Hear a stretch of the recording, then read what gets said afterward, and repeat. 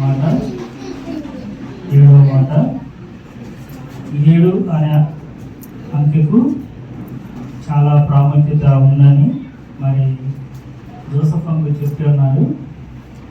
మాకు Bible training చేసేటప్పుడు కూడా 7 అనే మాట గురించి చాలా వివరణ దానియేలు గ్రంథంలో ఉంది. బైబిల్ అంతట్లో కూడా మరి చాలా మార్లు 7 అనే సంఖ్య వస్తుంది. ఆదికాండం నుంచి చూసుకుంటే మరి ఆది దేవుడు ఆకాశాన్ని భూమిని కలుగు చేసినప్పుడు అన్నింటినీ సృష్టించేసరికి 7 రోజులు పట్టింది. 5 రోజులు పట్టింది. మరి మానవుని 6వ రోజు చేసి 7వ రోజున ఆయన విశ్రాంతి తీసుకున్నాడు.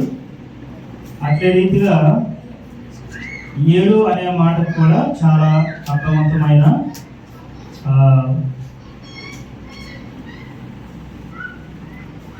యేసుక్రీస్తు అర్థం తెచ్చే రీతిగా ఆయన తనకు అప్పగించిన పనిని సమాప్తం చేస్తూ దేవునికి తండ్రి నీ చేతికి నా ఆత్మను అప్పగించుచున్నాను అని సెలవిచ్చిన రీతిగా మరి నా విషయంలో అయితే నేను ఇక్కడ నిలబడి చెప్పదగినంత వాడినైతే కాదు, కానీ దేవుడు నాకు ప్రతి సంవత్సరం కూడా ఆయన ఇచ్చే వాగ్దానం ఏంటంటే నీవు నా పని చేయి, నేను నిన్ను ఆశీర్వదిస్తాను అనే రీతిగానే ఆయన నాతో మాట్లాడుతూ ఉంటాడు.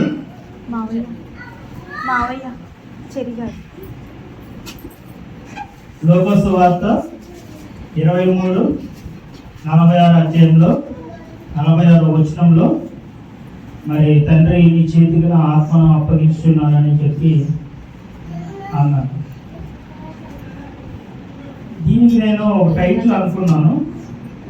మరి ఆ టైటిల్ నా జీవితంలో కూడా నెరవేరాలని నేను కోరుకుంటున్నాను.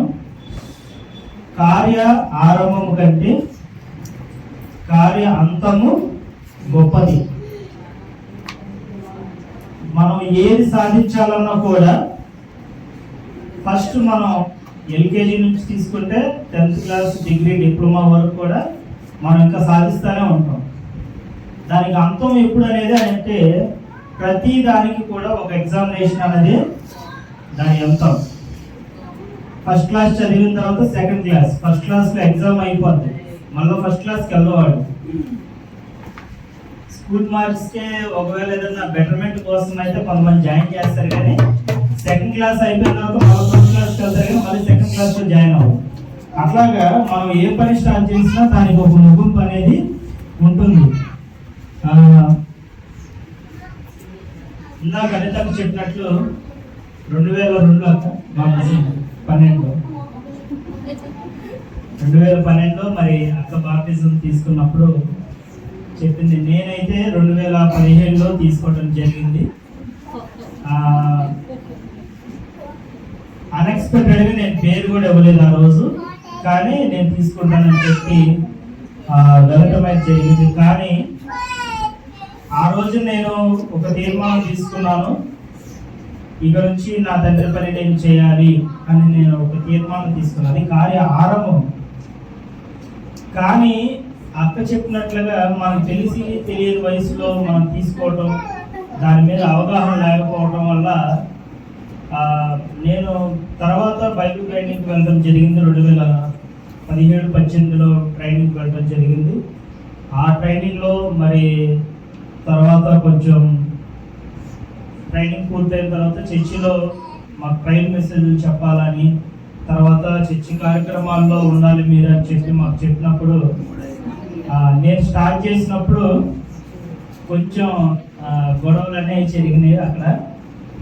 ఎందుకంటే నేను ఒక దగ్గర వాక్యం చెప్తున్నప్పుడు ఇంకొకరు వెళ్ళి ఇంకో దగ్గర వాక్యం చెప్పడం, మా నాన్నగారిని ఎలాగ ఇబ్బంది పెట్టారో నన్ను ఇబ్బంది పెట్టాలన్న ఇదిలో కొంతమంది ప్రయత్నించడం అట్లా జరిగింది. అప్పుడు డాడీ ఒక మాట అన్నాడు, నాన్న నువ్వు ఇంకా మొక్కవుగానే ఉన్నావు, దాన్ని ఇంకా డెవలప్ చేసుకోవాలని చెప్పి అని అన్నాడు. నేను అక్కడితో నా పనిని వదిలేశాను. ఎందుకు నేను స్టార్ట్ చేయడం, నాకు ఎన్ని అవసరమా, నాకు ఈ గొడవలు అవసరమా అని వదిలేసిన తర్వాత నన్ను ఎవరు స్వాధీనం చేసుకున్నారంటే సాతాను స్వాధీనం చేసుకున్నాను.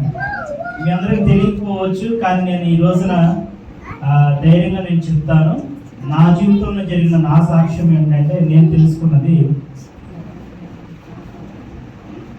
సాతాను నన్ను ఎట్లీ రీతిగా మరి ఇచ్చేసిందంటే, నా ఫ్రెండ్స్తో నేను తిరగటం, డాడీ నా కోసం నాకు ఒక బైక్ ఉండేది, అది రీసెంట్గా నమ్మేశాను. ఆ బండి వేసుకొని 3-4 వెళ్తాం. మేము ఇంటికి వచ్చేసరికి దాదాపు 11-12 అయ్యేది. అయితే ఇంటికి వస్తాం కానీ ఎట్లా వస్తానో నాకే తెలియదు అన్నమాట. అట్లాగా నన్ను సాతాను ప్రేరేపించడం. ఎందుకంటే ఫ్రెండ్స్తో ఉన్నప్పుడు నేను కాలేజ్ టైంలో స్మోకింగ్, తర్వాత దాన్ని వదిలేసిన తర్వాత డ్రింక్ చేయడం. డ్రింక్ చేస్తూ కూడా కొంతమందికి నేను కనపడే పలానా పాస్టర్ గారు అబ్బాయి కదా అని అంటే వాళ్ళు డాడీ వాళ్ళు చెప్పడం.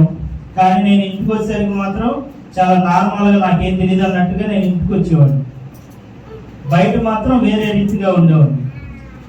అట్లాగా మా అమ్మగారు చనిపోయినప్పుడు కూడా మా అక్క వాళ్ళు, నువ్వు అమ్మ చనిపోయిన బాధతో బయటకు వెళ్తామేమో, జాగ్రత్తగా ఉండు, బయట ఇష్టం వచ్చినట్టు చేయి మాకు అని చెప్పి నన్ను హెచ్చరించారు. ఎందుకంటే నేను ఏదైనా చేసుకుంటానేమో లేదా తాగుతానేమో అన్న రీతిగా మరి వాళ్ళు భయపడ్డారు. అయితే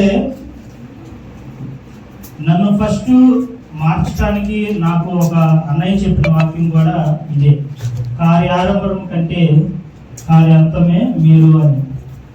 ఎందుకంటే దేవుడు తనకు అప్పగించిన పనిని బట్టి తన కార్యాన్ని స్టార్ట్ చేయడం అయితే జరిగింది. దాన్ని ముగించినప్పుడు కూడా చాలా సక్సెస్ఫుల్గా, దేవా నేను నీ చేతికి నా ఆత్మను అప్పగించుతున్నాను అని చాలా గర్వంగా నేను చెప్పాను. అయితే నేను మీ అందరికి ఒక చిన్న ఎగ్జాంపుల్ చూపిస్తాను. ఈ చేతిలో ప్రేమ ఉంది, ఈ చేతిలో ప్రాణం ఉంది. ఈ రెండింటిలో మీకు ఏది కావాలని అంటే మీరు దేన్ని ఎంచుకుంటారు? ఈ చేతిలో ప్రేమను ఎంచుకుంటారా? ఈ చేతిలో ప్రాణాన్ని ఎంచుకుంటారా? ప్రాణం ఎంచుకుంటారు. కానీ నా దేవుడు ఈ చేతిలో ఉన్న ప్రేమను ఎంచుకొని ప్రాణాన్ని తృణప్రాయంగా వదిలేశాడు. ప్రేమే గొప్పది. ఎందుకంటే ఈ కొంతమంది మనం బైబిల్ చదవకపోయినా ఇతరులు కొంతమంది బైబిల్ చదువుతా నా దేవుణ్ణి దూషిస్తుంటే నాకు కలిగే బాధ ఎలా ఉంటుందంటే, వెనక నుంచి నిన్ను తన్నిన వాడు ఎవడో గుర్తు చెప్పు అని అన్నప్పుడు దేవుడు మౌనంగా అతనికి వెళ్ళి తిరుగుతాడు. అంత మౌనం మనకు ఉంటుందా అని ఒక క్వశ్చన్ వేసుకుంటా నేను. మనమైతే లాగిపెట్టి కొడతాం వాడిని, వాడు ఎవడైనా ఒక అంశం పక్క వెళ్ళిపోయినా కూడా ఎవరు కనపడితే వాడిని కొడతాం మనం. కానీ దేవుడు అలా చేయలే. మనం ఆయన నుంచి నేర్చుకోవాల్సినవి చాలా ఉన్నాయి. ఆయనకి కొట్టిన మేకుల వల్ల ఆయనకు బాధ కలగలేదు, మరి ఆయన కొట్టిన కొరడా దెబ్బల వల్ల ఆయనకు బాధ కలగలేదు, తనకు పెట్టిన ముళ్ళ కిరీటం వల్ల ఆయనకి బాధ కలగలేదు. కానీ ఒక ఆత్మైన రక్షింపబడితే నాకు చాలు అన్న విధంగా, ప్రేమే గెలవాలన్న రీతిగా తల్లి ఏ రీతిగా తన బిడ్డల్ని కాపాడుకుంటుందో, 9 మాసాలు మోసి ఒక బిడ్డకి జన్మనిస్తే ఆ తల్లి ఎంత సంతోషంగా ఉంటుందో, అట్టి రీతిగా ఆయన సంతోషంగా మరి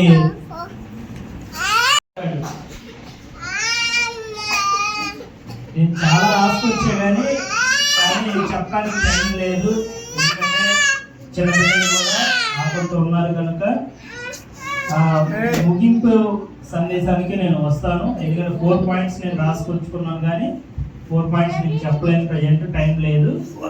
కాబట్టి యేసుక్రీస్తు ఆత్మను తండ్రికి అప్పగించిన రీతిగా నీవు నేను కూడా మన జీవితాన్ని హృదయపూర్వకంగా, దేవుడు మనుషుడు పైరూపం కాకుండా తన లోతైన హృదయం చూస్తానని చూసిన దేవుడి రీతిగా మనం కూడా తనకి హృదయపూర్వకంగా మనం ప్రేమిస్తున్నట్టు యేసుక్రీస్తును మనం ప్రేమించి ఆయన చూపించిన ప్రేమను ఇతరులకు మనం చూపిస్తూ ఆయన రాజ్యాన్ని మనం ఎతకాలని కోరుకుంటూ నేను ఆశిస్తున్నాను. నేను కూడా ఇక నుంచి మరి స్టార్ట్ చేయాలని చూస్తున్నాను సేవ. అటు రీతిగా మీరందరూ ప్రార్థన చేస్తారని నేను ఆశిస్తున్నాను. తిరిగి మరలా మనం పునరుద్ధాన దినమున ఆదివారం కలుసుకుందాం. ఈ కొద్ది మాటలు దీవించాలని నేను ఆశిస్తున్నాను. మరొక పర్యాయం నేను కంపల్సరీగా నా సాక్ష్యాన్ని వ్యక్తపరుస్తాను. నేను ఎలాగా మరి స్టార్ట్ చేయాలనేది నేను చెప్తాను. ఎందుకంటే ఫస్ట్ నేను మీ అందరికీ అంతకుముందు ఒక రోజు ఒక చిన్న మాట చెప్పాను, what is the purpose of your life అని.